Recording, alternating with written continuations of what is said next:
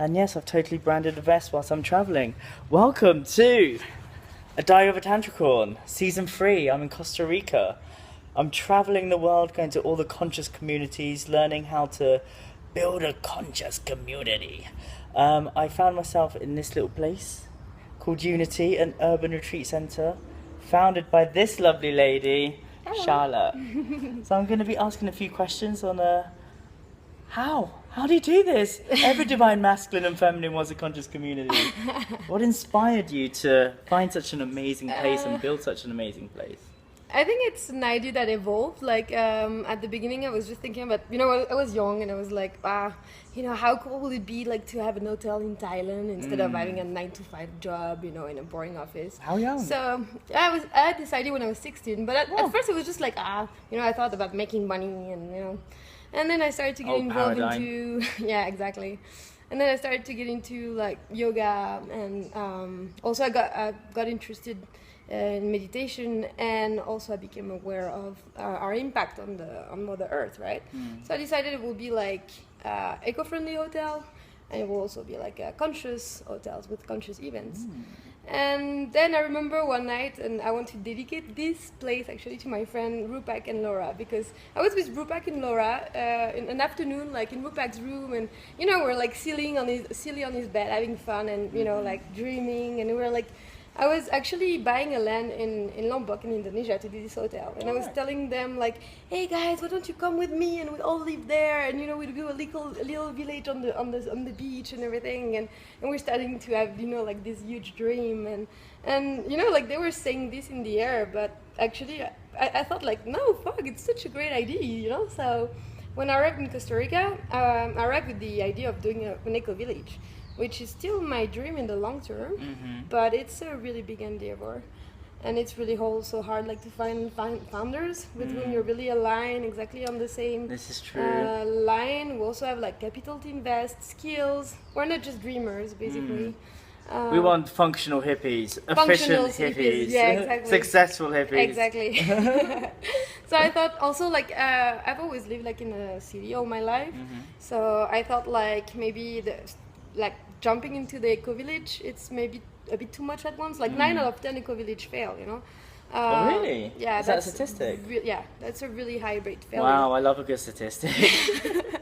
No, but that's why you need to know what you're doing. So I thought like this is the first step, and I've been honing my skills forever, and it's not too overwhelming because it's still like an urban environment. It's not like you're in the middle of the mountain, and it's the middle of the rainy season, and you're like stuck, and you're getting crazy with your partners because they're pissing you off, and you have no way to escape. This is true. So, I've literally just escaped from my eco village.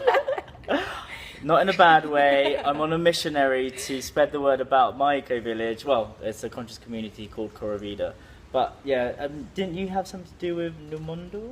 Yeah, well, that's the thing also. Like when I arrived in Costa Rica, I met these amazing guys, and they have like this organization called Numundo, which is an online platform that lists all the eco-villages of the world. And at the beginning, check it out. What's the address? Numundo.org. Yeah. And also since at first I was thinking about maybe joining a community. So I was going around, and they told me like, hey, do you want to work with us? And I was like, yeah, sure. So that's why I'm trying really, like, first of all, like. Hang on, did you get paid to do it through Numundo? No, I get like perks, but I don't get paid. Can I do work for that? Of course. Hey, I'm We're doing looking this for ambassadors everywhere in the world. Because I'm fucking doing this out of my own back. My glitter fund is running low. No, it's great. Oh, okay. I need contact. For sure.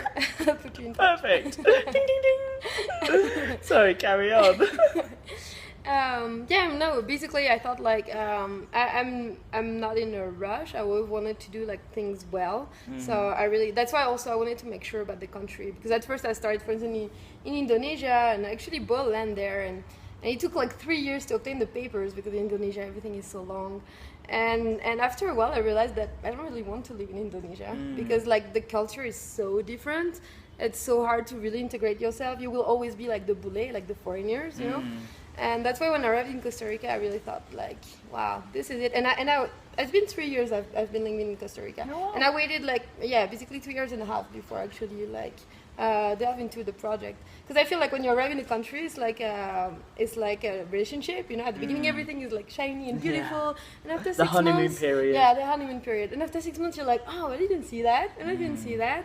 And so that's why with Costa Rica, like I've seen the other side of the coin. It's not all glossy and beautiful, but it's the positive sides definitely outweigh the bad. So I'm pretty sure about I want to become Tika for sure. Yeah, I mean, I love what you've done here. It's like an urban retreat center, and I think for me this has been the most inspiring thing I've seen, because you know, getting the people awakened in the city and then luring them out into the other conscious communities, and like getting them connected to nature, but connecting them in the cities to themselves first, and then shipping them out to the other conscious communities. Yeah, I think it's a great platform to allow people to connect back to themselves. Yeah, the thing that there's a lot of eco-villages in the jungle, and I think of course I would love to live in the jungle right now, but I felt first of all it was easier to start with an urban conscious community, and it's also maybe the place where it's most needed, you know, in an urban environment, because also like if you want to have like a retreat center, then you have a lot of people that you can touch, and as I say, plant a seed in their brains and flourish, you know. See, that's a problem. Well, it's not actually a problem. That's why I went to Coravida. I went there to digitally built the brand, used to work in advertising, did that in 5 days, and now the mission is to bring people to Coravida, and that's in Capos, Manuel Antonio. So we're building a community without any community people around, so we're trying to just lure people in from the international realm, so it's a little bit harder. But here, I mean, I just walked outside for the first time today, and you've got a whole university campus around the corner, so I've been very fortunate enough to give my workshops here, and it's been very full. Yesterday's workshop was amazing. And that's the thing, like I thought like there's Costa Rica is like probably the country in the world with the most eco-village per square meter, so but there was none in the city, and I thought like everybody's transiting through San Jose, you know, like so I thought like everybody will be interested to at least like come here for, you know, 1 or 2 nights while they're before or after the flights. So I thought it made sense, you know. And what system do you have? I mean, there's got to be some way that you're financing this. So, I mean, in Coravida, we're trying to have a no money system. How are you working through trade, or like what is the financial setup for someone who wants to come here and be a part of this? Well, basically, first of all, I'm going to explain the concept a little bit. So we have like 3 activities, more or less. First of all, we're a conscious community, so it's like a group of people living together in this place, and we have a garden. Later we'll have like hands, and so you know, you could like be a member, a full-time member, and you could like come here and rent a room. But if you don't have money, you can also come here and do like Brina's doing, and work in exchange of your room. And after we also have like the workshop activities, but that's non-for-profit. So the idea of all the workshop, and I think that's maybe where we are a bit different from all the other impact centers I've seen, is that all the workshop we do, all the benefits from Unity, once we paid the cost of any cost involved, but basically all the benefits are for charity. This is true. My funds last night went to charity. Yes, and trusted charity. Yeah, local charity. Not necessarily locals. Like I have friends who run charities, and I know them, and I know 100% that the money will go to. Good. Because I used to work in advertising in charities, and I made a fortune. So as long as it goes to the right charities, I'm more all favourable the smaller charities that are actually doing. Yeah, exactly. So where do you see the future of Unity? I think the future of Unity, I see this place actually as like the first step towards like the real dream, which is the eco-village.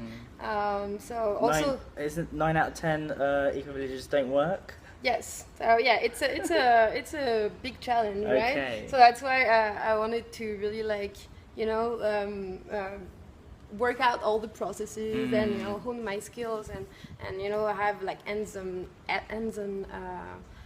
experience of, for instance, growing food and running workshops and all things. So when I actually tackle like the dream of my life, I have actually some, you know, experience in it.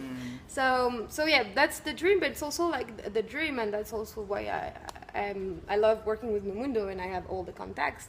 I would like to really like start like to have a real network that really knows each other and like cooperate together, and have sister communities where you could have like interest vested in several eco villages. So for instance, like you could like have your main base in Unity, but also maybe you have like you either have sweat equity or maybe you invested and put some time or whatever like in another project, and so it's like your home away from home, you know. So it's like really have sister communities, network of communities. That's my galaxy dream. full of conscious communities. That is also my dream. Perfect. Well, thank you very much. I would like to give us a quick tour. Sure. Excellent. Okay. Let's see if this works. It's a new project, so we're still like this is the place where we're gonna have like the idea is to build like a big long farmhouse stable where we're gonna have like the community dinners. Loving the inside-outside space. And that's the workshop area, like where you hosted your beautiful workshop.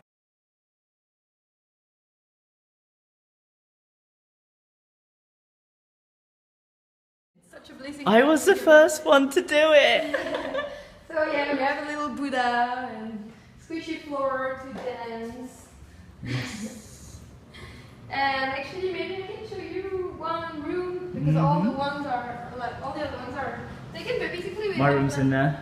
We have like we have rooms and we also have like tiny studios because the objective also is like not to be. In Spanish, we say juntos pero no revueltos, meaning like we live together but we're not like always on top of each other, you know. So some people, if they want their privacy, well, there's this little studio with its own kitchenette and own bathroom. And the final question is, if you were to give anyone any advice on how to build their own conscious community, such as the wonders that is Unity, what would it be? Maybe don't rush it. Yeah, make sure of the place because you know, as I did in Indonesia, like I bought the land too fast and then I realized I didn't really want to live there. So it's always good like to live there, rent first for a little bit, make sure you like the place, make sure you finish the honeymoon period, and also like maybe don't start too big. Like maybe just start with a couple of partners, maybe 6 people, because I've seen a lot of communities also like starting big, you know, buying a piece of land, you know, like making a beautiful website and selling the ideas to so many people, and then there were like 20 people involved and they were like trying to start to get shit done and they wouldn't get nowhere because it's so hard to reach consensus. Because also like they didn't really pay attention to maybe people's time frames, you know, and intentions. Like some people bought to really like, you know, get their hands dirty as soon as possible, and others thought, oh, it's a good investment, or maybe like a plan B if the US collapse, or you know, so they had totally different intentions and time frames. And also like even though probably I hope that if you're interested in this kind of endeavor, it's not for money, but you should still like tackle this with a business mindset, like at least do a business plan, like do something, at least figure out like all the ins and outs before you actually like you know, start the project, because you will like avoid a lot of problem down the line, and clarification, because it's so easy, you know, when you meet someone and they have a great vibe, you're like, oh my gosh, you too, we want to do it, let's do it together, let's do it now, okay. Yeah, and actually if you really like start to work out the details, you realize that your vision is totally different from them. So it's better like to realize this before you actually invested in the project. So yeah, do a business plan. It's always a good idea. Efficient hippies. Cool, well thank you very much. Thank you. And thank you for allowing me to bring my gifts to you. Thank you so much for being here. It's been amazing. Tonight we have a Sacred Sexual Awakening, Intro to Goddess Worshipping. Ooh la la. Ooh la la. I will see you and see you. Bye bye. Bye bye. Ciao ciao for now. And like the sexy sadhu that I am, I'm off to Pachamama next to be on my missionary adventure telling the world about Coravida, our heart-inspired wellness centre. Subscribe below for more Diaries of a Tantricorn and Facebook the word Coravida to find out what I've been up to for the last month or so. So, see you on the other side of a rainbow.